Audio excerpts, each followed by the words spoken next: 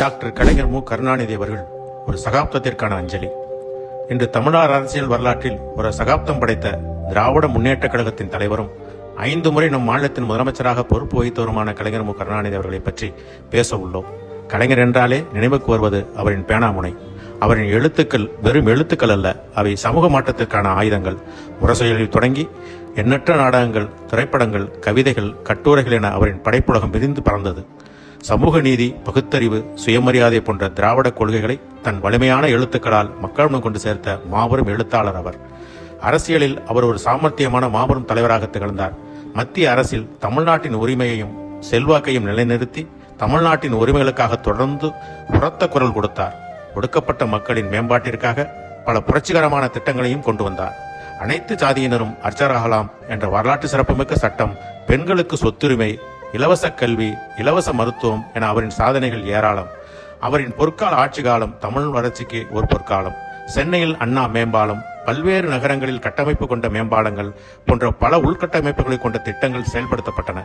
பாலங்கள், சாலைகள், புதிய தொழிற்சாலைகள் என தமிழ்நாடு நவீன வளர்ச்சியில் புதிய பாதையில் கொண்டு செல்ல காரணமாக திகழ்ந்தவர் தலைவர் அவர்கள். நமது இயக்கத்தை வழிநடத்த தற்போதைய தமிழ்நாடு முதலமைச்சர் மு. க. ஸ்டாலின் அவர்களையும் இளைஞரணி செயலாளர் திரு உதயநிதி ஸ்டாலின் அவர்களையும் விட்டுச் சென்றது கழகத்திற்கு மேலும் வலுவூட்டியுள்ளது. அவர்கள் சென்ற பாதையில் திராவிட கொள்கைகளை செயல்படுவம் கொடுத்து தமிழகத்தை இந்தியாவிலேயே முதல் மாநிலமாக திகழச் செய்து வருகிறார்கள். புதுச்சேரி மற்றும் காரைக்கால் மீது கலைஞர் அவர்களின் தாக்கம் தமிழ்நாட்டோடு நின்றுவிடவில்லை. புதுச்சேரி யூனியன் பிரதேசத்தின் மீதும் அவர் தனிப்பட்ட அன்பையும் அக்கறையும் கொண்டிருந்தார். புதுச்சேரியின் வளர்ச்சிக்கும் குறிப்பாக ஒடுக்கப்பட்ட மக்களின் மேம்பாட்டிற்கும் அவர் எப்போதும் துணை நின்றார்.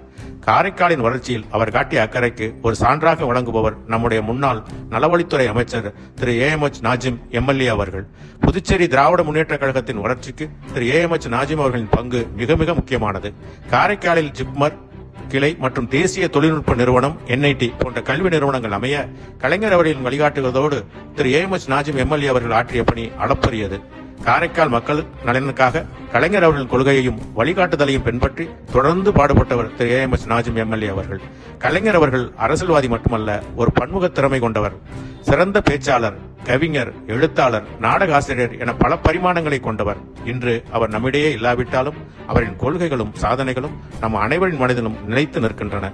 தமிழ்நாட்டின் வளர்ச்சிக்கு, திராவிட இயக்கத்தின் வளர்ச்சிக்கும், புதுச்சேரியின் முன்னேற்றத்திற்கும் அவர் ஆற்றிய பங்களிப்பு அளப்பரியது. அவரின் கனவுகளை நிறைவேற்றுவதும் அவர் காட்டிய பாதையில் தொடர்ந்து நடப்பதும் தான் நாம் அவருக்கு செலுத்தும் உண்மையான அஞ்சலியாகும்.